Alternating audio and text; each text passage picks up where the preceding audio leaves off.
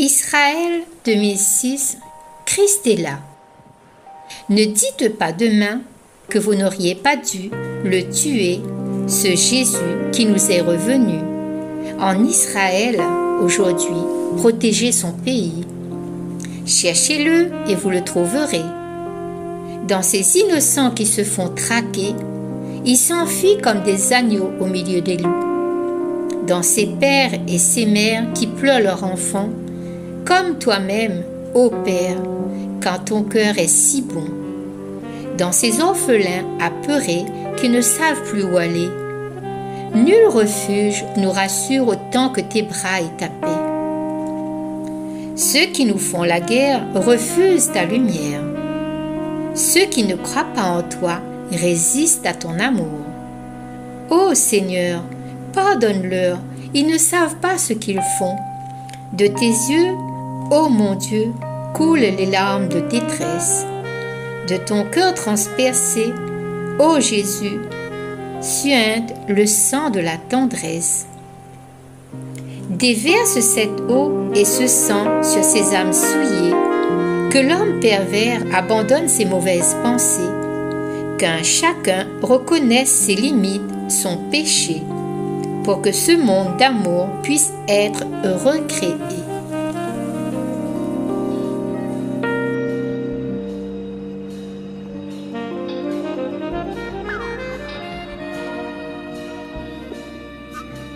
Évangile de Jésus-Christ selon saint Matthieu.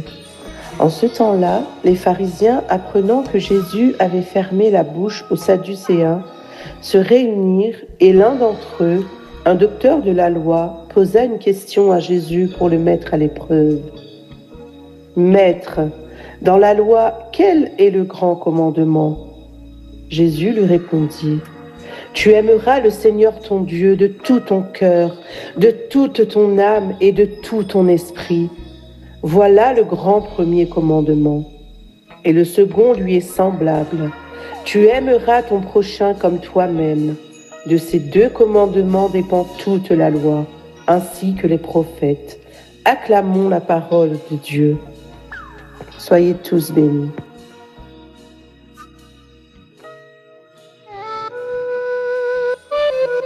Notre-Dame de la Houle. Ô Marie, ô Vierge, ô Notre-Dame, tu vois, tous les noms te louent et t'acclament. Et aujourd'hui, au pied de ce haut trône, un autre nom se fixe à ta couronne. Tu es belle, tu sais, ô ma mère. Gloire à celui qui t'a planté sur terre, sans compter que sur ce piédestal, tu peux voir la mer et les hommes qui font le mal. Je suis petite devant toi, ô Reine, ce nom que je te donne souveraine, près de cette mer qui se saoule, est Notre-Dame de la Houle. Aie pitié de moi. Je ne suis qu'une enfant, mais tout me fait vieillir. L'espace comme le temps. Aujourd'hui, mon cœur est triste, très triste. Et debout sur ce gros rocher, en même temps, je fixe ton divin portrait de Vierge heureuse et toutes ces vagues qui se soulèvent, rageuses. La nature est belle sous ton pur regard. Les hommes la détruisent pendant leur bagarre. Ils te font si souffrir. Tu pleures tout le temps, comme moi quand je dois lutter contre le vent, abattre la tempête, stopper le déluge. Ils ne savent pas que tu es mon seul refuge. Pauvre Notre-Dame de la Houle, nous avons toutes deux des larmes qui s'écoulent sur nos visages martyrisés par la haine d'un monde qui oublie que tu es ma Madone même. Bonjour les amis auditrices, auditeurs Radio Arc-en-Ciel. Aujourd'hui, les pharisiens ils viennent voir Jésus avec une question. Attention, c'est pas une vraie question, hein, faut comprendre. C'est une question piège.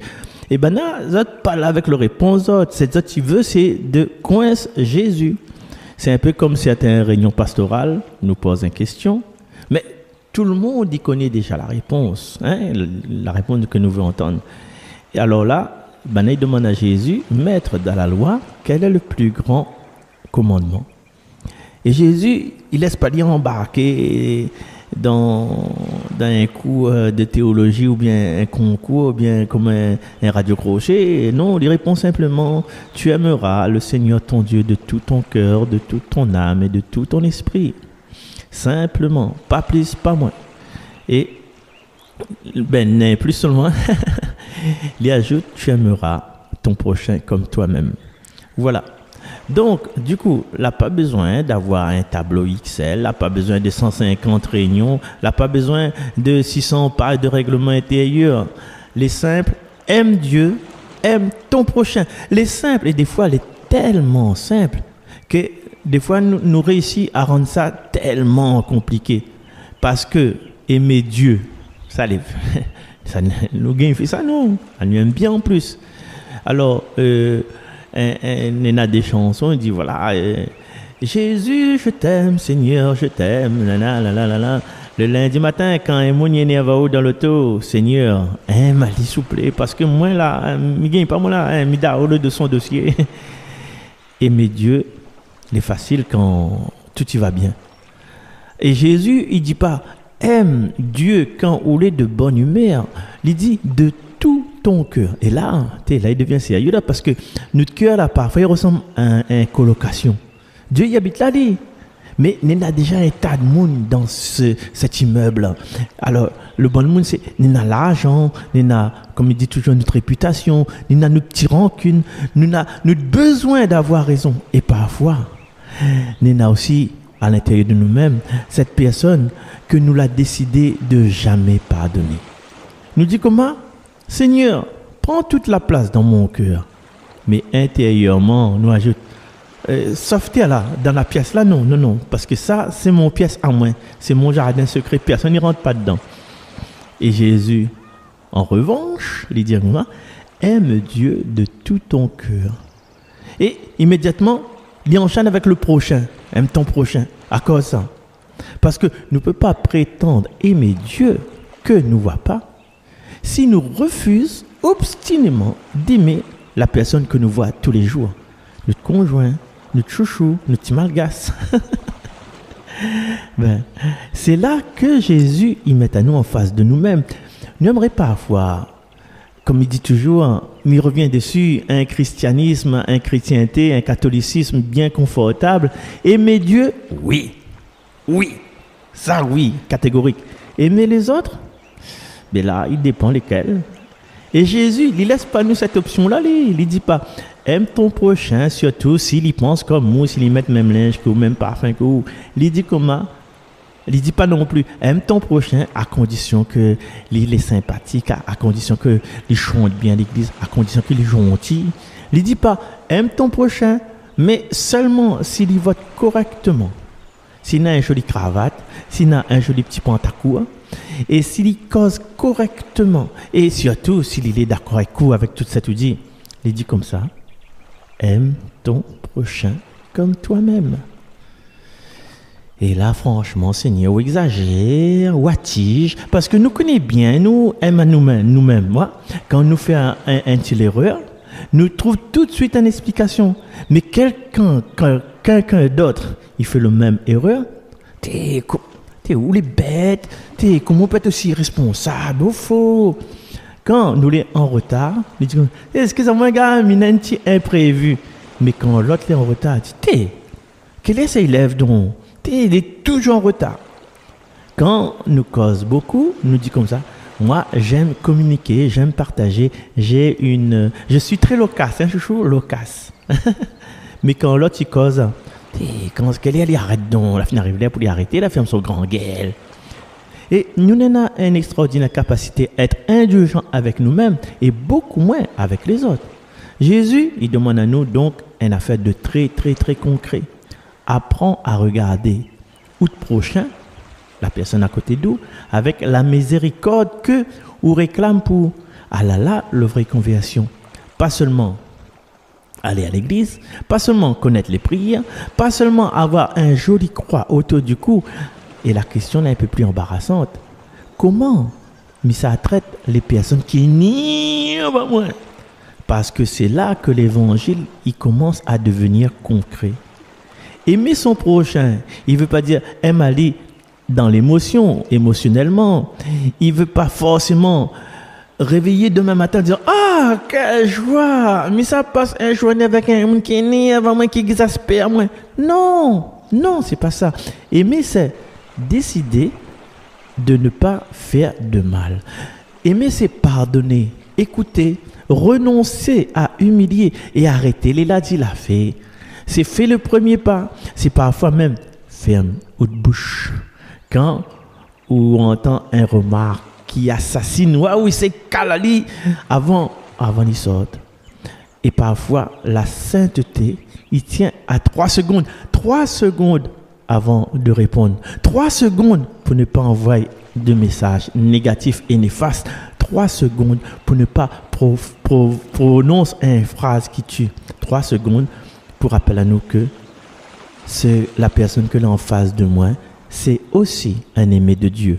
Même s'il est avant moi, même s'il la blesse en moi, même s'il ne pense pas comme moi, même si vraiment, objectivement, il n'a complètement tort. Parce que l'évangile, il ne demande pas nous de devenir des naïfs, il demande à nous de devenir des personnes charitables. Il y a une différence entre les deux. Aimer son prochain, il ne veut pas dire accepte tout, hein? Il veut dire choisir de ne pas laisser la haine décider à notre place. Voilà. Donc, il a fini avant moi là. Ou il a fait monter mon colère. C'est votre colère, où contrôle ça? Alors, frères et sœurs, Jésus résume toute la loi en 2 commandements. Aimer Dieu, aimer son prochain. Verticalement, Dieu, horizontalement, le prochain. Et quand les deux y rencontrent, ils forment une croix. C'est pas un hasard, ça, hein? La croix, il rappelle à nous que l'amour chrétien, c'est pas un joli sentiment. C'est un choix. C'est un choix que les coûteux. C'est un choix qui pardonne. C'est un choix qui relève. C'est un choix qui donne. Alors, aujourd'hui, il faut quand l'émission la fin, c'est quand ça finit, il arrête là. Il nous garde avec nous une résolution compliquée. Pas besoin de nous garder une résolution compliquée, en fait. À nous prendre seulement une personne, un monde. Imagine, un seul. Imagine, hein? La seule personne, la personne qui agace à nous le plus, la personne que nous pensons tout de suite là. Et à nous demander au Seigneur, apprends à moi à aimer.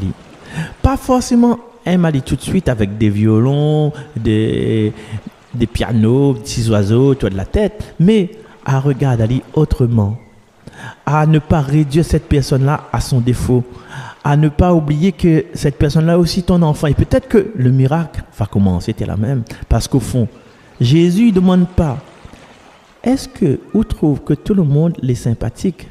Non, il demande comme ça, est-ce que vous choisissez d'aimer? Alors, allons un bon Dieu, allons aimer notre prochain, et surtout, ne garde pas cet évangile pour demain, pour après-demain. Parce que notre prochain, là, il n'habite pas dans l'église, même pas au dimanche prochain. Parfois, notre prochain habite dans notre case. Il travaille à côté de nous. Mais des fois, il conduit devant nous à 25 km à l'heure. Des fois, notre prochain, c'est ça. Parfois, il est assis juste à côté de nous. Alors, Seigneur, donne à nous un cœur assez grand pour aimer vraiment et assez humble pour aimer. Nous n'aurions jamais choisi d'aimer par nous-mêmes. Amen. On nous retrouve demain, samedi, pardon, la coupée. Allez, Didier, t'arrêtes de déconner. Déconne sur moi, quoi. À demain, Mahamay. Ma prière de pardon. Pardon, Seigneur, pour ma grande faiblesse, car je n'ai su puiser la force nécessaire que tu as mise en moi par l'Esprit qui m'anime. Pardon, Seigneur, pour mes détours, car j'ai préféré éviter la route droite et la main tendue que tu me proposais. Pardon de ne pouvoir me confesser plus souvent comme tu me le demandes, de ne pas assez m'abandonner à toi. Libère-moi de mes craintes, de mes peurs. Rends-moi forte, Seigneur.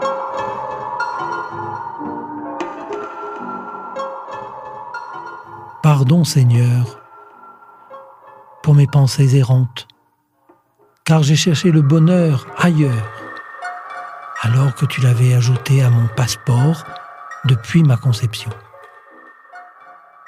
Pardon, Seigneur, pour mes prières bâclées, car je devrais pouvoir te louer, te chanter, te prier, savoir te remercier de m'avoir créé et surtout de m'avoir donné la chance à travers les générations, avec l'aide d'autres créatures, de te connaître et de t'aimer. Pardon, Seigneur, pour mon égoïsme, car je ne suis pas seule au monde. J'oublie si souvent de rendre hommage aux anciens, à mes propres aïeux.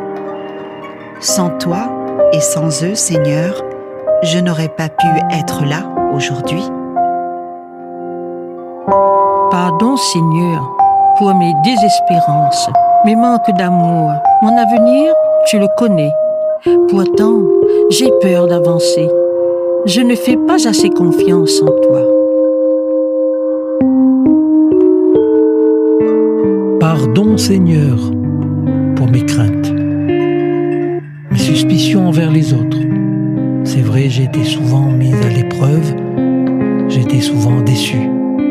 Mais redonne-moi un regard d'enfant pour pouvoir te retrouver dans mes frères et sœurs, Seigneur. Ouvre mes yeux pour les rencontrer et les relever, Seigneur. Ouvre mes mains pour les accueillir comme tu me le demandes, Seigneur. Ouvre mon cœur pour les réconforter et les aimer comme tu les aimes, Seigneur. Pardon, Seigneur, pour mes manques d'efforts dans ma mission de chrétien, car tu veux que je sois un témoin, ton disciple. À chaque fin de messe, Seigneur, tu m'envoies en mission. Tu me rappelles mon devoir de chrétien. Mais c'est dur, Seigneur. Alors, je fais mine de ne rien entendre. Et je me dis que les autres sont meilleurs que moi. Et je reste loin, loin derrière les autres. Je prie même pour que les autres passent devant moi et agissent à ma place. Je prends conscience aujourd'hui, Seigneur, je le sais, je me vois tout au fond, le dernier de la rangée. Je suis là, Seigneur, essayant de me faire le plus petit possible, pour éviter que les autres m'interrogent, pour éviter que les autres m'attendent, pour éviter que les autres me voient. Et pourtant, Seigneur, toi, tu me vois, tu me connais. Je t'en prie, relève-moi, fais-moi grandir, que je devienne le rayon de lumière de ceux qui désespèrent dans leur nuit, la joie de ceux qui pleurent et qui attendent, la paix de ceux qui aiment et te prient. Amen. Alléluia.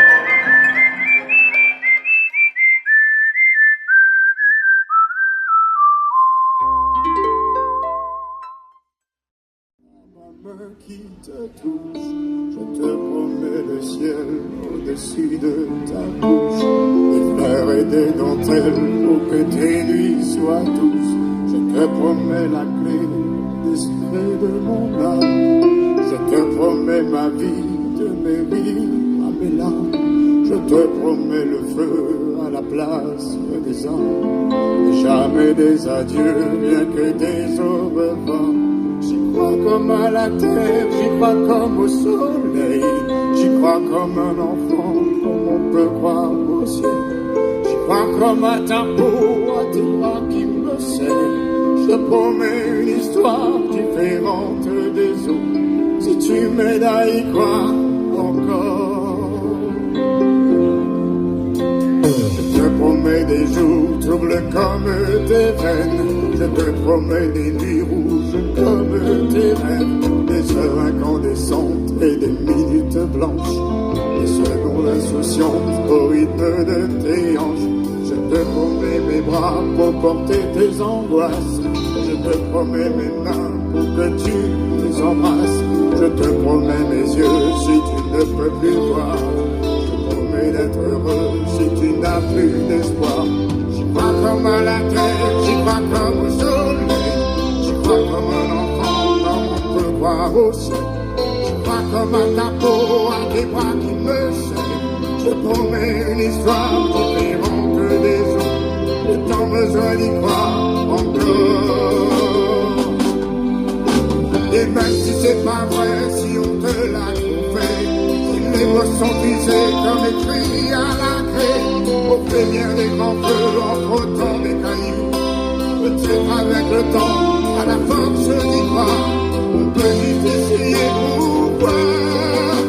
Et même si c'est pas vrai, même si je mens, si les mots sont usés, légers comme du vent, et même si notre histoire se termine au matin, je promets un moment de fièvre et de douceur, pas toute la vie mais quelques heures.